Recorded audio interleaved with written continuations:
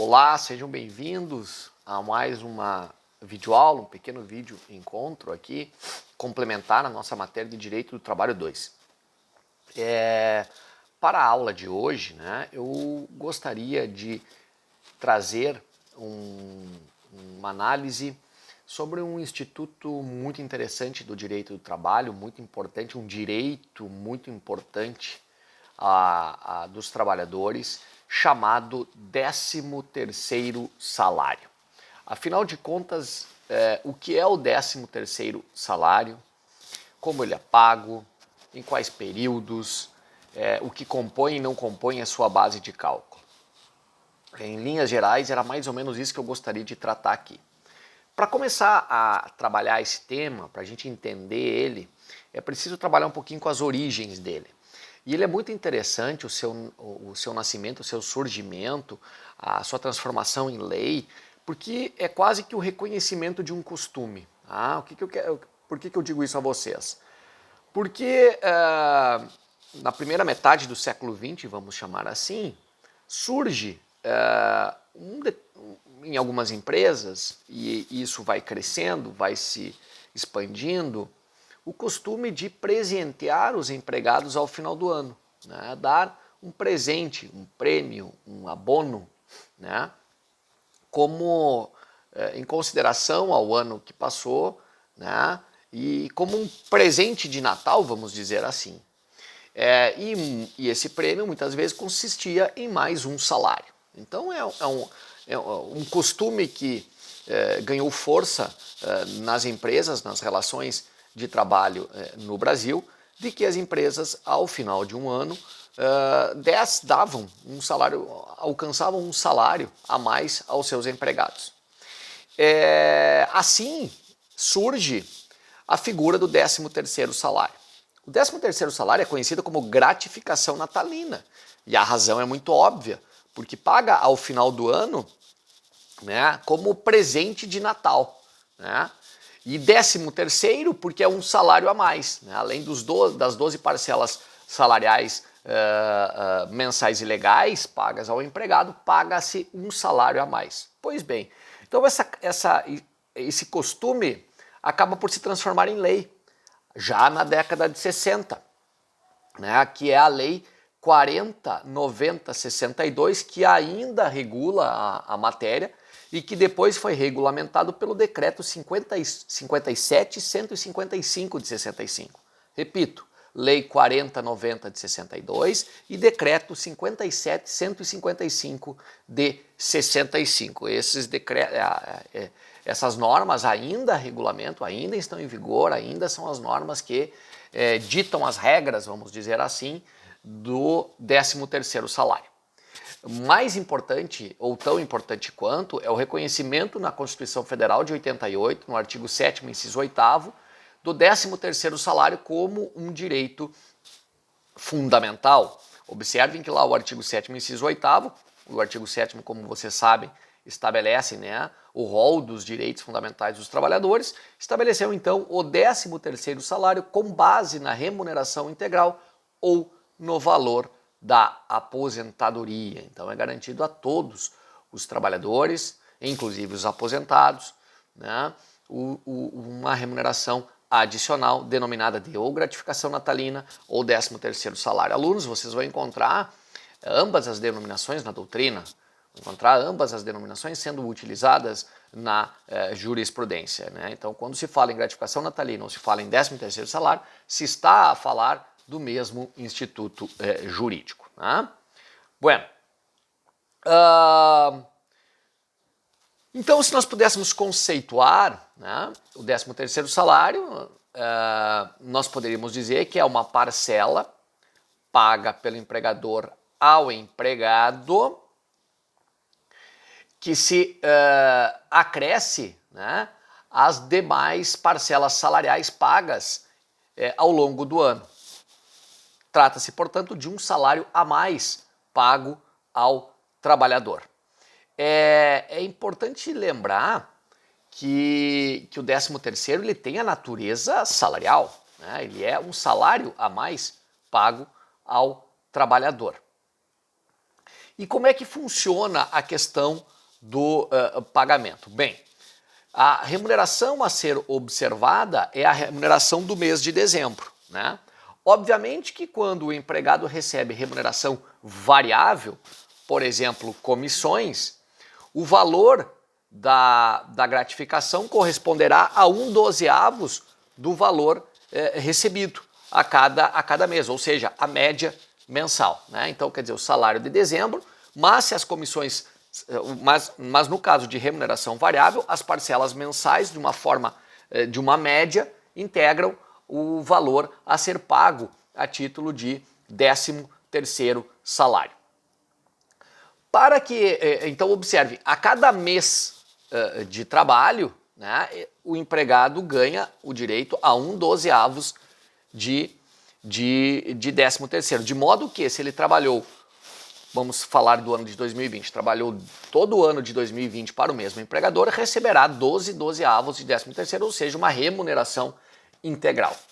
Mas agora, se esse empregado foi contratado, por exemplo, na vigência do ano de 2020, né, vamos imaginar que ele tenha sido contratado no mês de março de 2020, ele não irá receber a parcela integral do 13º salário, porque afinal de contas ele não teve 12 meses de trabalho a justificar 12/12 de 13º. Então ele vai receber proporcionalmente. Neste caso, né, se ele trabalhou 8 meses, 8/12, se ele trabalhou 9 meses no ano de 2020, ele vai receber 9/12 e assim por diante. Por força do instituído no artigo 1º da Lei 4090 de 62, considera-se para fins de pagamento de 13º, fração igual ou superior a 15 dias. Ou seja, sempre que, para fins de consideração daquele mês, né, para pagamento de 13º, ele tem que ter trabalhado no mínimo 15 igual ou mais do que 15 dias. Então, se ele, por exemplo, se ele for contratado no dia 16, né? Se ele tenha sido contratado no dia 16 de março de 2020, o mês de março não vai computar para fins de 13º, porque não vai dar 15 dias de trabalho. Porém, se ele foi contratado no dia 4 de março de 2020, terá o mês cheio de março como fração para fins de pagamento do 13º. Então, o mês de março vai computar para o cálculo do 13º. Sempre que ele tenha trabalhado 15 dias, no mínimo 15 dias no determinado mês, considera-se o mês para fins de cálculo do 13º salário. É muito importante. O divisor é 15 dias. Sempre que trabalhar 15 dias ou mais, aquele mês irá computar. Se trabalhou menos do que 15 meses, aquele mês não irá computar. O mesmo vale para a rescisão do contrato de trabalho, né? Se eu for demitido, por exemplo, no dia 8 de dezembro, né, para fins de recebimento nas verbas rescisórias do 13º proporcional, eu não vai computar o mês de dezembro, porque eu trabalhei apenas 8 dias no mês de dezembro. Se eu for demitido no dia 22 de dezembro, o mês de dezembro vai computar para fins de cálculo do 13º, porque eu trabalhei mais de 15 dias no respectivo período. Certo? Bem, o 13º salário, pessoal, ele pode ser pago em 2 parcelas, né? Isso foi instituído pela Lei 4749 de 65 e tem por objetivo possibilitar um fluxo de caixa para as empresas, né? Porque no final do ano, às vezes, para determinadas empresas, o pagamento em uma única parcela comprometem o fluxo de caixa daquela empresa. Assim, a lei estipulou a possibilidade de pagamento do 13º salário em até 2 parcelas. A primeira metade, vamos chamar assim, deve ser paga entre os meses de fevereiro e novembro, e a segunda parcela deve ser paga impreterivelmente até o dia 20 de dezembro. Repito, a lei possibilita o fracionamento em até 2 parcelas. A primeira é entre fevereiro e novembro e a segunda deve ser paga até 20 de dezembro. Né? A ideia, o 20 de dezembro, é para que ela atinja sua finalidade de ser uma gratificação natalina. Em que pese alguma cisânia doutrinária e jurisprudencial, o entendimento mais majoritário é no sentido de que há a possibilidade de parcelamento por períodos superiores ao previsto. Ou seja, pode-se parcelar em mais do que 2 parcelas, sim, desde que por negociação coletiva. Desde que por negociação coletiva. Tá? E tem um entendimento aí jurisprudencial e doutrinário sobre esse tema, repito, em que pese uma certa divergência sobre a temática, mas tem se admitido o parcelamento em parcelas superiores a 2 por negociação coletiva. Isso ocorre, pessoal, nas empresas em que estão enfrentando alguma dificuldade econômica além das cotidianas, né? Empresas numa situação econômica mais difícil, no qual, então, por negociação coletiva, apresentando uma proposta ao sindicato, demonstrando que é condição para que a empresa continue com os empregos, continue operando sem comprometer demasiadamente o seu caixa, o parcelamento em mais do que 2 vezes. Né? Isso a gente, já vislumbrei, já atuei em algumas circunstâncias em que ocorreram parcelamentos nesse sentido. Tá? Bom, como eu falei para vocês, pessoal, o 13º salário ele é pago inclusive na rescisão. Ou seja, se eu fui despedido sem justa causa ou mesmo pedi demissão, nas minhas verbas, dentre as minhas verbas rescisórias, estará o 13º salário proporcional. Isto está no artigo 3º da Lei 4090 e também está na súmula 157 do TST. Então, sendo despedido sem justa causa ou pedindo demissão, terei direito ao 13º salário de forma proporcional. Né? Lembrando-se daquela fração de 15 dias.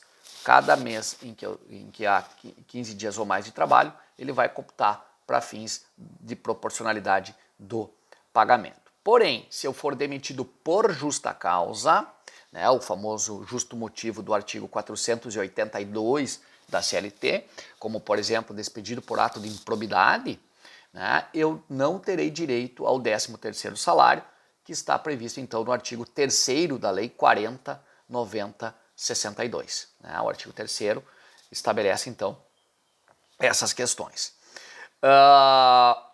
Devo lembrar também, pessoal, que no caso de rescisão do contrato de trabalho por culpa recíproca, que nós vamos ver mais tarde, mas quando por decisão judicial se reconhece a ruptura da relação contratual por culpa de ambos os atores, tanto o empregador como o empregado, quer dizer, eles concorreram de igual forma para a ruptura da relação contratual, é uma situação que a gente pode, por exemplo, verificar nas vias de fato, né? Quando os empregados, por exemplo, empregado e empregador brigaram, né? Com violência física dentro da empresa, né? E nesse caso, sem determinar ou determinando de que ambos estavam igualmente equivocados, né, no ato, se reconhece a ruptura da relação contratual por culpa recíproca.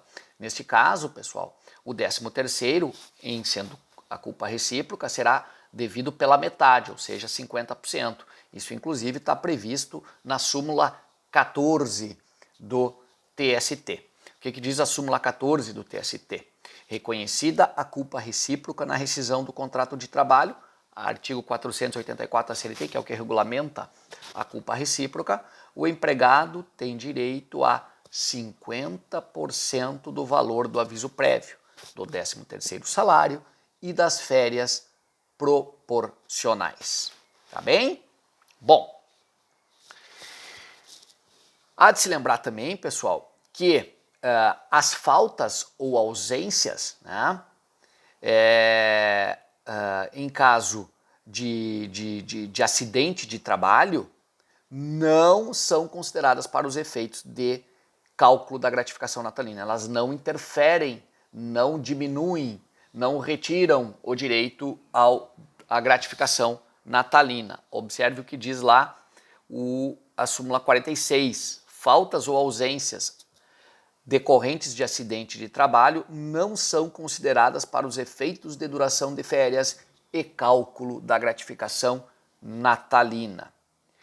E as horas extras, elas repercutem no 13º? Sim, elas repercutem. Quando hábito, vimos no momento oportuno da nossa matéria que as horas extras habituais, elas integram o salário do empregado e, obviamente, integra o cálculo da gratificação natalina. Neste caso, súmula 45 do TST e também a súmula 89 do TST. Por fim, pessoal, tenho que lembrar que e o FGTS, né? A FGTS, na incidente sobre a parcela de 13º, sim, né? A lei 8036 de 90, lei 8036 de 90, no seu artigo 15, expressamente estipula que o FGTS incide tanto sobre a primeira parcela como sobre a segunda parcela do 13º. Então, portanto, há recolhimento de FGTS sobre a parcela a recolhimento do FGTS sobre a parcela do 13º salário. Uma questão interessante a título de curiosidade é nós lembrar que neste momento de pandemia algumas modalidades foram instituídas, né, por medida provisória. E uma das modalidades, por exemplo, é a suspensão do contrato de trabalho. A suspensão do contrato de trabalho nada mais é do que a paralisação do contrato de trabalho, a paralisação de todos os efeitos do contrato de trabalho. Na suspensão do contrato de trabalho, o empregado deixa de trabalhar e também deixa de receber, né? Muitas empresas adotaram essa sistemática em razão da paralisação das atividades empresariais no momento da pandemia, principalmente nos primeiros meses, ali março, abril e maio, né? Atividades de shopping center, cinemas, etc., sendo que algumas inclusive continuam paralisadas. Certamente, pessoal, isso vai influenciar no cálculo do 13º, né? Vai reduzir a parcela que os empregados terão direito a título de 13º, porque, como vimos no decorrer da presente aula, não teve labor, né? E não tendo labor, não há o pagamento da fração do 13º no mês que não foi trabalhado. Então, mais um reflexo negativo, um reflexo ruim que alguns empregados vão ter agora, no final do ano, quando receberem o 13º, se tiveram com o contrato paralisado em determinado período. Meus queridos, esta videoaula se encerra aqui, lembrando que ela é complementar às nossas aulas e eu espero que vocês, tendo qualquer dúvida, não hesitem em entrar em contato comigo pelos nossos canais ordinários de comunicação, aí, tanto o e-mail como o WhatsApp da turma. Fico por aqui, desejo um bom dia a todos, um bom descanso para aqueles que estão assistindo o vídeo à noite e até o próximo encontro. Até mais, tchau, tchau.